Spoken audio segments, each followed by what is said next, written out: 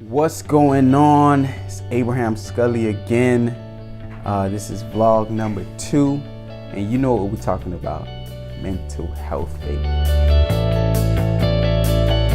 Great morning.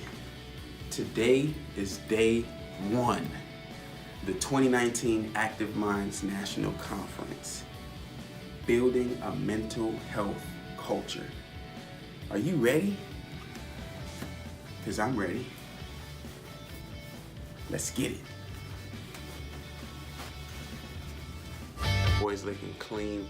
I got the light blue, or whatever kind of blue this is. I don't like this lighting. There's Fanny in the background. So we got the light blue, and then we got the dark blue, navy blue, and then we got some brown shoes going on here. I'm looking like money, and I'm ready to go. Money. I got bands in the coop. Something. So let's get it. I'm excited about today's conference. Stay tuned because I'm gonna give you some live feed from the conference. Hopefully you enjoy. Let's get it. And we're looking fine as hell. You cute, man, boy. Thank you. Look at her shoes, though. I need to get on her level, my G. Too clean. Too good. It's been great. It's been nice. They gave us some literature, some active mind This stuff. has been great, guys. You know, if you ever have some resources at your school that can help you, support you with your... We're talking about the hotel and how nice this is, and she's talking about, well, I guess you can continue. I mean, since you started. No, he killed my vibe, so never mind. You know, just attend as many conferences as you can when you're young, because maybe when you get a job, you're not gonna be able to. So. And look at her, like, dressed, like, look at her attire. Well, you know, what can I Look at say? these shoes.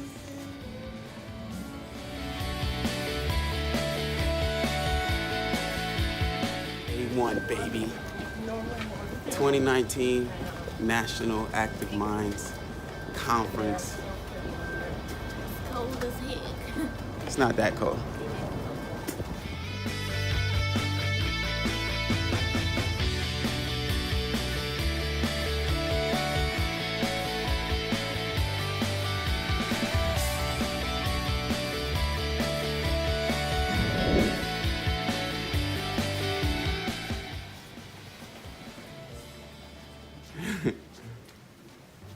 We're lit.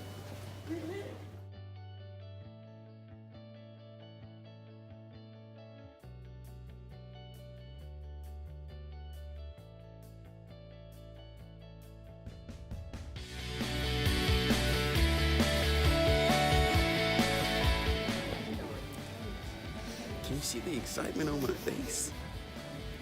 It's there. The face, though. Abraham Scully. Abraham Scully.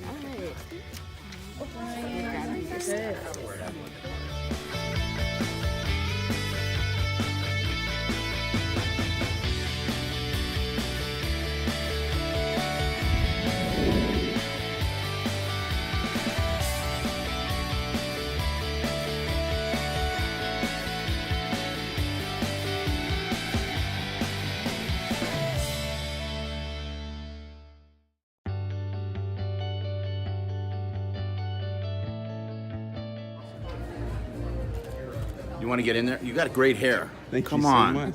So jealous of that. What's up with that? I can let you borrow it. I don't think you would do that to me. Look what happened to my hair. Founded by former Congressman Patrick J. Kennedy.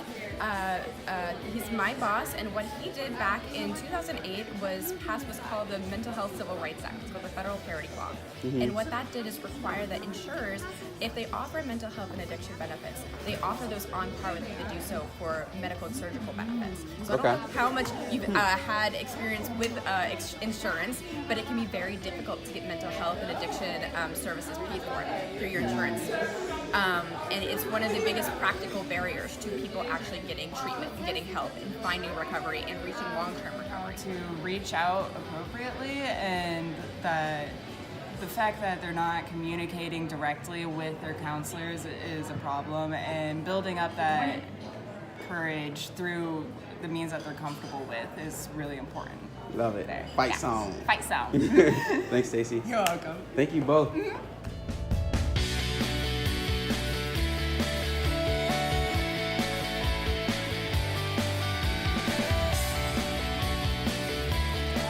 For teens and young adults, we work with college students and work with faculty members and student advocacy groups to make sure that they have mental health resources in place so that if they need help, they can receive.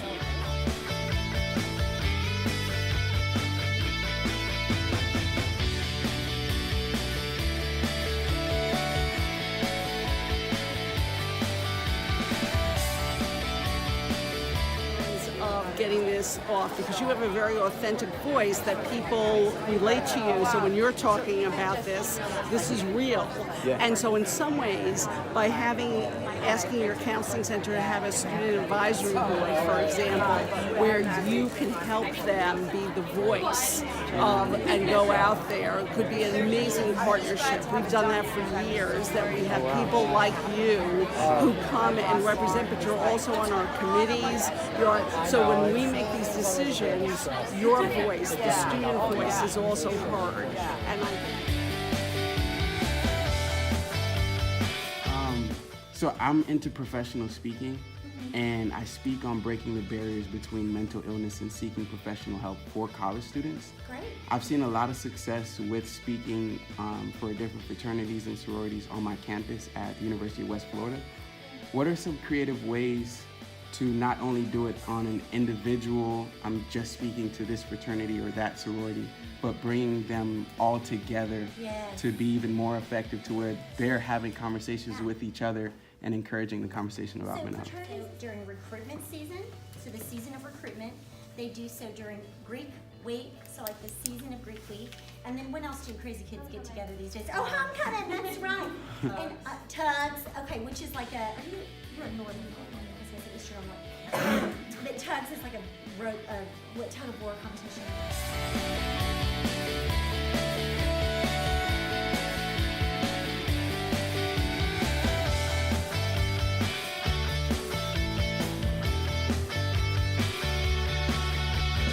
Version is I've always battled with anxiety, right? Ever since I can remember. When I was about 10 or 11, my mother adopted, my parents adopted my sister. And she had a lot of different, just, I guess, issues with her, with where she came from before she got to us. She was 5 years old when she got to us. Yeah. So she was exposed to a lot. A lot of that was good. A lot of that was also bad. And so for most of her life, she dealt with depression. She battled depression, she battled anxiety, just off and on highs and lows. And there was one time when I was a senior in college that I got a call that said her name was Truly. Truly died. And I'm like, what? And so I rushed to the hospital only to find out that it was a suicide attempt. She did stop breathing for about a good 5 minutes, but they were able to revive her and she was fine. You know, like. All right, so I'm here with David. We're at the National Active Minds Conference, and it's so cool.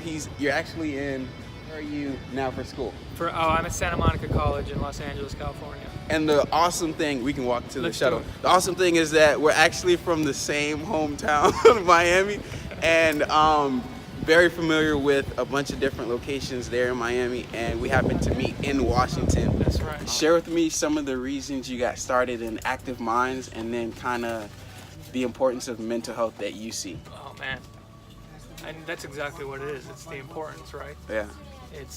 The big thing obviously is the stigma attached with mental illness, and what the main thing that I got involved with, and the reason why I'm involved anyways, is because I feel like through education and through providing resources, and because there are I'm in a California community college, right? There's so many resources available in California specifically geared towards mental health. And the biggest issue that I find through our events and through speaking to different people on campus is that they're not aware of it. They don't know what is available to them. Yeah.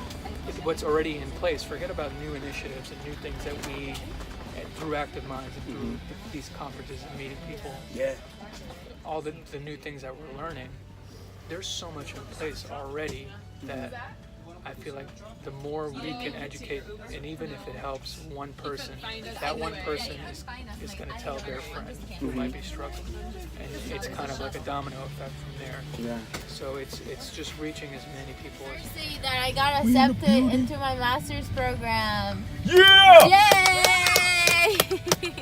Yeah. Yes, I'm so stressed. I'm so proud of you. Thank you. That is not an easy walk, right? And you are in a spiritual level, you're definitely fighting the underworld, right? But he has equipped you, and you have already won. Amen. Amen. Yeah. You have already been gifted, and everyone has mental health issues. Every last human being. Yeah. Hallelujah. Hallelujah. But we can be free. You understand? Yeah. We were meant to have pain and hurt. We were meant to heal. We were never intended to stay in those places. We were always intended to be free. Yeah. You got your mic. You got your mic on, Professor. What's going on? It's Abraham Scully again. This is vlog number 2, and you know what we're talking about: mental health, baby. Today I want to talk about being able to get in community and being able to be around people who understand. Sometimes it can be really difficult to express or articulate your feelings and emotions as it relates to your mental health or dealing with a mental illness. It can be hard to discuss that with someone who doesn't understand. And actually just went through day 1 of the 2019 Active Minds National Conference, and it was phenomenal. Full day today, so I'm tired. But what I learned, or one of the biggest takeaways for me, was just being in community, like being around people, like talking to people who get it, who understand. And when you're in community with people who don't understand what you may be struggling as it relates to your mental health, it can come off with that person seeming as if they're unloving or inconsiderate to what you're experiencing, or just not, having empathy. And the reason that is because they just don't get it. And so it's very important, if you don't feel like you have anybody that you can speak to, always looking for a community of people who get it, who you can talk to, who understand what you're saying and what you're going through, who can relate, and then who can also confide in you, or you can confide in them, and they can kind of share different things. So yeah, community, that is what I wanted to bring with you guys today. Thank you for watching my vlog. I will see you next time. Peace.